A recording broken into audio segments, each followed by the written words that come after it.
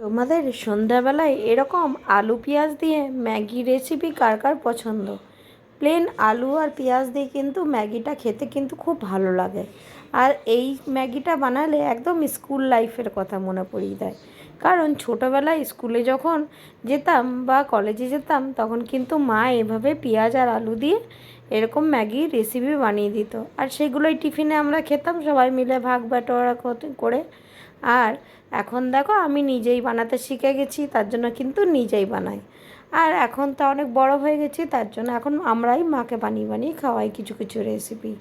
আর মা আর বাবা কিন্তু ম্যাগি খায় না, আমি আর বোনই ম্যাগিটাই পছন্দ করি। ওই জন্য দেখো ম্যাগিটা সন্ধ্যাবেলায় টিফিনের জন্য বানাচ্ছিলাম, আলু আর পেঁয়াজটা দিয়ে ভালো করে নাড়াচাড়া করে ম্যাগির মশলা দিয়ে আর আমি ম্যাগিটা বানিয়ে নিলাম। এইভাবে ম্যাগি খেতে কিন্তু খুব ভালো লাগে, সসটা বেশ পরিমাণ মতন দিয়ে আর একটু সোয়া সস দিয়ে ম্যাগিটা খেতে। আর আমার ডিম দেওয়া ম্যাগিটা আমার বোনও পছন্দ করে, কিন্তু আমি আসলে ডিম দেওয়া ম্যাগিটা অতটা পছন্দ করি না, তার জন্য এইভাবেই খাই। পরের দিন সকালবেলায় এ দেখো দুজন মিলে মাসি আর বোনপোর মিলে কীরকম খেলা করছে, মানে অদ্রিত আর তার মিমি মিলে দুজন মিলে খেলছিল। ও টুপিটা বের করে পড়েছে আর কীরকম ওর সাথে নাচানাচি করছিল, ওর থেকে এরকম দৌড়াদৌড়ি খেলছিল, মানে লুকোচুরি খেলছিল এসব। আর সেদিন হচ্ছিল একদম ঝোড়ো হাওয়া আর সেরকম পরিমাণে বৃষ্টি, সকাল থেকে লাগাতার বৃষ্টি আরম্ভ হয়ে গেছিলো। আর কীরকম বৃষ্টি পড়ছে একদমই কমেনি, মানে সারা দিনই বৃষ্টি পড়েছে। আর সারাদিন বৃষ্টির জন্য সেদিন তো মনে হচ্ছিলো ওয়েদারটা এত ভালো, তার জন্য মনে হচ্ছিলো খিচুড়ি খাবো খিচুড়ি খাবো। আর যেমন বলা তেমনি কাজ, ঠিক সেরকমই কিন্তু মা বানিয়ে দিয়েছিলো খিচুড়ি, আলু ভাজা, ডিম ভাজা, আর হয়েছিল চাটনি।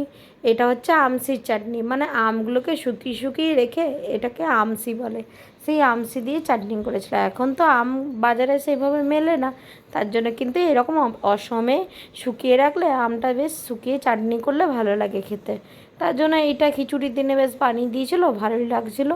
আর এই দিয়ে আমরা জমিয়ে দুপুরের খাবারটা খেয়ে নিলাম। তারপরে কিন্তু দেখো এত বৃষ্টি পড়ছিল, তখনও কিন্তু বাবা খাবার খেতে বাড়ি আসেনি, তার জন্য বৃষ্টিটা আমরা উপভোগ করছিলাম, বৃষ্টিটা দেখছিলাম আর বলছিলাম বৃষ্টিটা যদি একবার থামে তাহলে কিন্তু খুব ভালো হবে। আর যারা ডিউটির মানুষ বা যারা বাইরে কাজে কাজে বেরোয় তাদের এই বৃষ্টির দিনে কিন্তু একদম ভালো লাগে না। আর বিকালবেলা ঘুম থেকে উঠে মা বানাচ্ছিল পকোড়া, মানে তালের বড়া। আর অদ্রিত কিন্তু তার পিছনে চলে গেছে তার দিদুনের কাছে তালের বড়া খাবে বলে। ওর আসলে তালের বড়া খেতে তো খুবই ভালোবাসে। ও কিন্তু যেদিনই তালের বড়া বানায় সেদিনই কিন্তু মায়ের পিছনে দাঁড়িয়ে যখনই ও গন্ধ পায় তখনই কিন্তু ও এরকমভাবে বুঝতে পারলেই কিন্তু ও চাইতে যায়।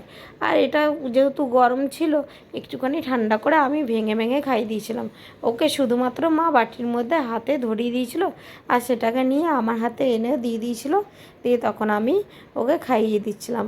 আর ও কিন্তু প্রথমে কাউকে দিতে চাইছিল না, যেহেতু গরম আছে ওর জন্য ও নিজেও খেতে পারছিল না আর কাউকে কিন্তু খাওয়াতেও দিচ্ছিল না। যেই আমি বললাম তখন আমাকে হাতে দিল, তারপরে খাইয়ে দিলাম আমি ভেঙে ভেঙে ওটা ঠান্ডা হওয়ার পরে।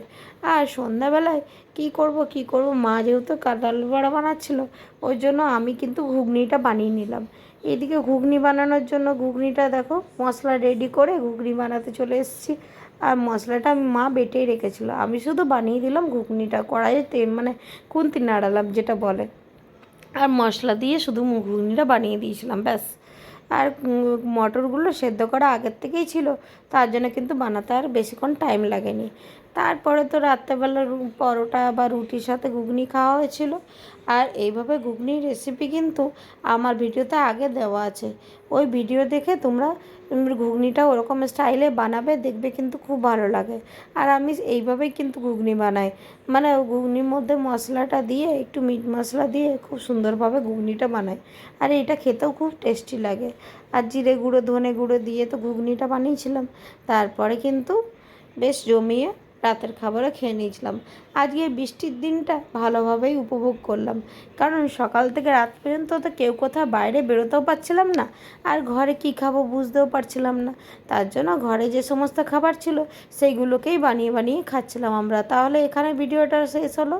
আমার ভিডিও তোমাদের কেমন লাগলো তোমরা কিন্তু জানিও। যদি ভিডিওটা ভালো লেগে থাকে তাহলে লাইক কমেন্ট অ্যান্ড শেয়ার করতে ভুলো না।